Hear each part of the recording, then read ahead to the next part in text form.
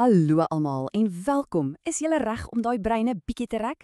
Vandag gaan ons seker maak julle is heeltemal reg vir die eksamen met 'n vinnige vasvraag oor vroeë kommunikasie. Kom ons kyk wat julle alles onthou.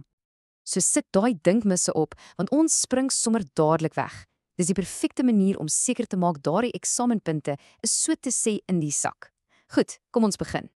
Reg. Ons eerste afdeling gaan oor die groot vraag: wat presies is kommunikasie? Maak julle gereed vir die heel eerste vraag? Hier kom hy, vraag nommer 1. Wat is kommunikasie? Dink 'n bietjie mooi. Hoe sal jy dit verduidelik? En die antwoord is: kommunikasie is wanneer ons inligting, idees en gevoelens met mekaar deel. Presies. Dis hoe ons met mekaar praat en mekaar verstaan, of dit nou met woorde is, 'n prentjie of selfs net 'n glimlag. Jy's 'n ster as jy dit reg gekry het. Okay, vraag nommer 2. Dink jouself nou in 'n tyd lank gelede. Geen boeke, geen selfone nie. Noem 4 maniere hoe mense toe met mekaar gepraat en boodskappe gedeel het. Wat dink julle? En daar het julle dit. Praat, dans, sing en natuurlik stories vertel. Absoluut. Dis presies hoe belangrike kennis en tradisies van een geslag na die volgende oorgedra is, sommer so om die kampvuur. Uitstekend. Nou vir vraag 3. Dink 'n bietjie aan vandag. Hoe stuur ons boodskappe vir mekaar sonder om 'n enkele woord te gebruik? Daar's so baie maniere. Kyk net daar, ons gebruik klanke soos 'n ambulanse sirene, prente soos padtekens en natuurlik lyftaal. As jy jou skouers optrek, weet almal mos presies wat jy bedoel, né? Knap gedaan as jy aan 'n paar van hierdie kon dink. Goed, kom ons beweeg aan na ons volgende afdeling. Hierdie een fokus op die San, een van die alleroudste volke hier in Suider-Afrika. En glo my, hulle maniere van kommunikeer is ongelooflik slim. Vraag nommer 4. Hoe het 'n San-persoon vir ander gewys wie hulle familie is sonder om 'n woord te sê? Hulle het iets spesiaals gedra as 'n teken. Enige idees wat dit was? Die antwoord is skulphalsnore. Ja, en hierdie was soveel meer as net mooi juwele. Dit was 'n superbelangrike simbool wat gewys het wie jy is en waar jy in pas. Dink daaraan as 'n spesiale ID-kaart wat jy sommer om jou nek kon dra. Reg, vraag 5 is 'n baie belangrike een. Ons land, Suid-Afrika, se lese kom uit die San-taal. Wat beteken ke ei fe gal al cool? Probeer dit bietjie sê. Dis 'n mondvol, né? Dan die pragtige betekenis daarvan is: mense wat anders is, kom by mekaar.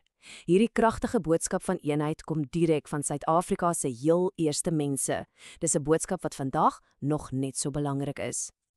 Volgende vraag, nommer 6. Die San se stories is propvol wonderlike karakters. Wat noem hulle hul skepper van alle dinge? Die antwoord is Kaggen. Dis reg.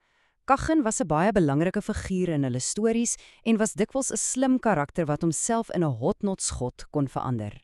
Goed gedoen as jy daai een onthou het. Vraag 7. Vir die San was dans 'n ongelooflike kragtige manier om te kommunikeer. So, watter spesiale dans het die sjamaan, die geestelike leier, gebruik om met die geesteswêreld te praat, byvoorbeeld om vir reën te vra? Hulle het die droomdans, of soos dit ook bekend staan, die beswymingsdans gebruik. Deur hierdie intense dans kon die sjamaan boodskappe van die geeste kry om die mense te help, om siekes gesond te maak en selfs om in die toekoms in te sien. Werklik merkwaardig. En ons is by ons laaste afdeling. Hoe het mense boodskappe oor vreeslike lang afstande gestuur voor daar enige telefone was? Kom ons kyk. Boodskappe oor afstande. Vraag 8. Verbeel jou, jy staan op een heuwel en jou maat staan op 'n ander heuwel, kilometers ver. Hoe stuur jy vinnig 'n boodskap met rook of met klank? Wat was daardie metodes? Natuurlik, rooksyne en tromme. Verskillende rookwolke kon verskillende dinge beteken en die ritme van die tromme kon oor groot afstande gehoor word om almal te waarsku of om te sê dis tyd vir 'n fees. As jy dit gekry het, is dit 'n volpunter. Hier is ons heel laaste vraag, nommer 9. Die antieke Grieke het 'n blink plan gehad om geheime, gekodede boodskappe te stuur. Wat het hulle gebruik om lig oor lang afstande te flits? Hulle het spieëls gebruik om die sonlig te weerkaats. Kan jy dit glo? Deur die spieëls net reg te draai en te kantel, kon hulle gekodeerde boodskappe flits. Dit's amper soos 'n baie vroeë weergawe van morsekode met 'n flitslig. Wow, hoe slim is dit nie? En dit is dit, julle het fantasties gedoen.